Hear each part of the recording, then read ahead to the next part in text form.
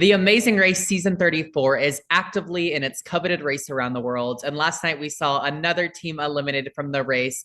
Rex Ryan and Tim Mann, also known as Team T Rex. How are you both doing?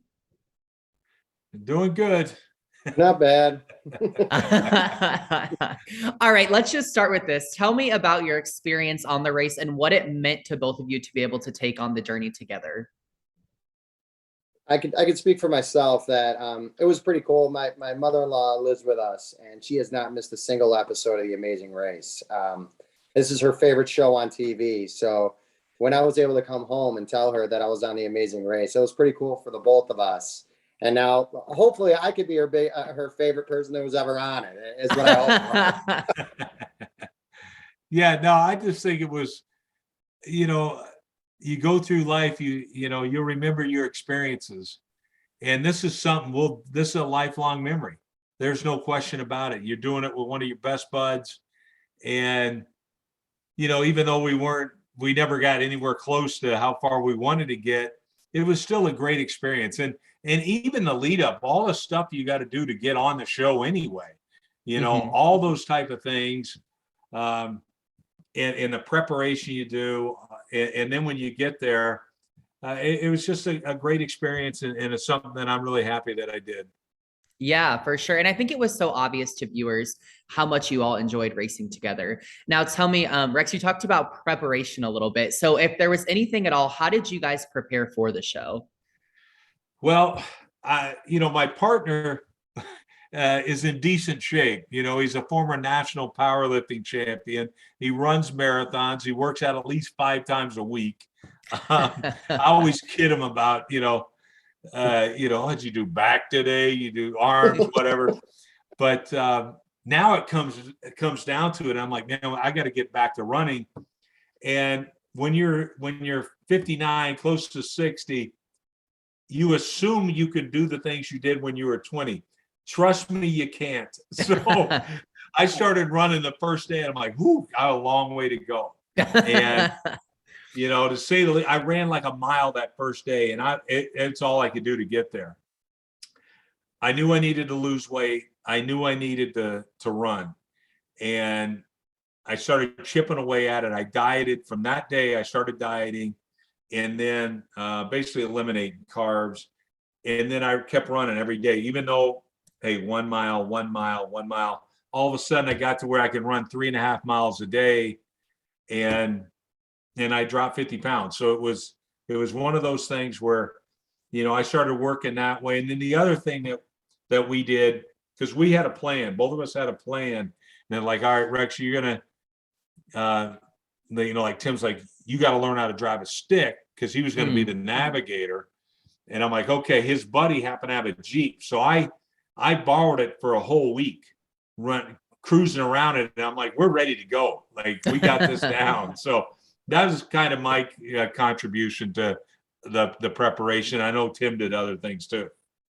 And then as far as what I did is, being in law enforcement, you use GPS a lot if you have to get from spot to spot. So rather than doing that, if we had a slow day, I was just reading maps. I was just bringing a map of the town that I worked in and just trying to use a map to get to where we need to go. But the one thing I wish I would have done is practice a map in a different language, because when they give you that map, it's a little different. That's a game changer. That's amazing. Well, well, it's obvious that you guys, you did great preparation. It's just unfortunate we didn't get to see you execute that a little bit more. Now, something that I think viewers really loved about your duo is seeing you guys kind of share some of your personal struggles. So like Rex, we saw you talk about your dyslexia and how that maybe affected different aspects of the race, specifically with the yodeling. So like, what would you say to these viewers that are watching that maybe also have dyslexia or other different, disadvantages, if you will, that they're able to come how would you encourage them to overcome adversity in that way? I think the big deal is just keep moving. It's just like, even to the point where, losing the 50 pounds and running, just, I got to keep moving. And eventually you can cover a hell of a distance if you'll just keep moving a little bit at a time. And the same thing about being dyslexic. Look, the path might not be straight, but you keep working at it, you can find a way to get there. And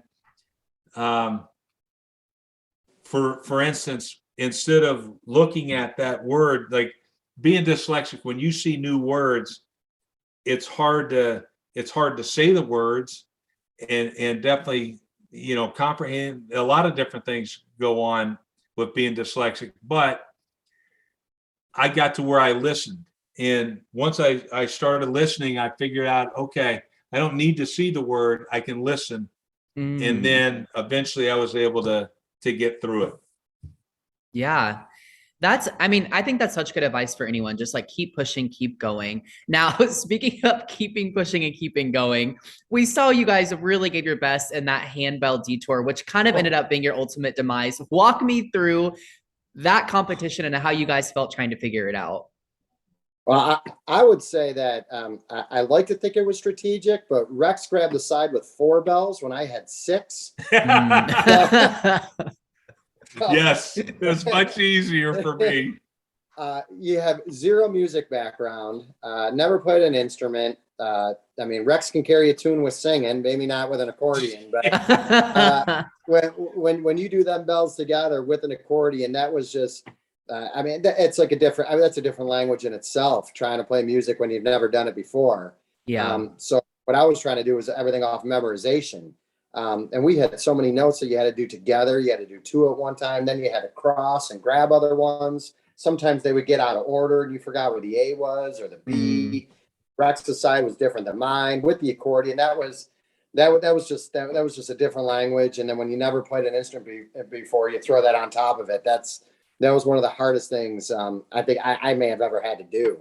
Now, something else that I think viewers loved about you guys this season was talking about your golfing buddies back home. And you kind of teased at the end how they may feel about the way you guys race. So how did they feel once you got home or after watching the 2 episodes? Yeah, but our buddies are great, though. There's no question about it. But yeah, they're going to be all over us. They show up with bells and things like that now. But they, it's a close group.